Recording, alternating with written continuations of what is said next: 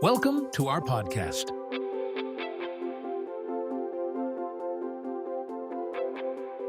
Hey there, welcome back to Mind Fluent. I'm Emma, and today I want to talk about something real. Okay, I'll be honest. Last week I asked myself, am I a good mom? I was tired. My daughter was yelling for snacks. I let her watch cartoons for an hour. And then I felt guilty. Oh, Emma, I think every parent feels that way sometimes. You're doing your best. That already means you're a good parent. Thanks, Alex. I really wanted to share this today because I know I'm not alone. So if you're a mom or dad learning English, maybe tired, maybe feeling a little unsure, this episode is for you. We'll talk about that guilty feeling, the doubt, and how to speak kindly to ourselves in English and in life. And don't worry, we'll keep the English slow and easy. So grab a tea, take a breath, and let's talk about it. So Emma, you said you felt guilty last week. Can I ask why? Yeah, it was one of those long, hard days. My daughter didn't want to nap.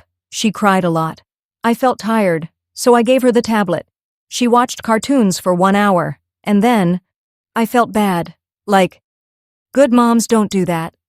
But Emma, good moms also need rest. You were tired. You didn't hurt her. You gave her a quiet moment, and you could breathe. I know, you're right. But still, I felt like I failed. Sometimes I think, other moms play more, other moms cook better, other moms are more patient. It's hard. That voice in your head, it's not fair.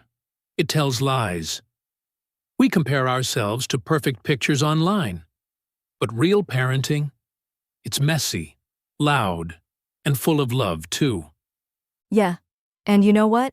I think many moms and dads feel this, especially when they're learning English, working, or living far from family. Totally. I've heard my sister say the same thing. She's in a new country, 2 small kids. She feels tired and guilty all the time. But you know what I told her? If you love your kids and try your best, you're already a good parent. That's the truth. Not perfect, but present. And you, Emma, you show up every day. That matters. Thank you, Alex. And if you're listening right now, maybe you're cleaning, maybe you're on the bus, maybe your child is crying, please hear me. You are not alone. You are not bad. You are doing your best, and that is enough. Let's say that again together.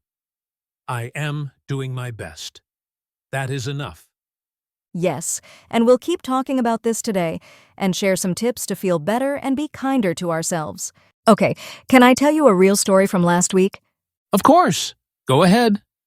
It was a rainy morning. My daughter, she's almost 3, woke up early already shouting, no. She didn't want breakfast. She didn't want her clothes. She didn't want anything. Just no, no, no. Oh, wow. Classic toddler morning. Yes, and I was tired. I didn't sleep much. My head hurt, so I tried to stay calm, but I shouted, just eat, please. And right after I said that, she looked at me with big eyes and started to cry. Ah, that moment. Yes, and I felt like the worst mom in the world. I sat down on the floor and cried too, and then she came to me and hugged me and said, Mama sad? That broke my heart, but also made me smile. Wow, that's so powerful. Even after everything, she came to comfort you. Yes, and I realized she wasn't trying to be bad. She was just a little girl having a hard day, and me too. Exactly. 2 humans, both feeling big feelings. That's it. And after that, I said to her, Mama is sorry. I was loud. I love you. And she said, okay. Just one word, but it felt like a hug. That's real connection, Emma. You didn't need to be perfect. You just needed to be honest. And there. Yes. And I'm learning something. Saying sorry to your child doesn't make you weak. It shows them how to be kind and how to repair after a mistake. That's beautiful. I think many parents need to hear that.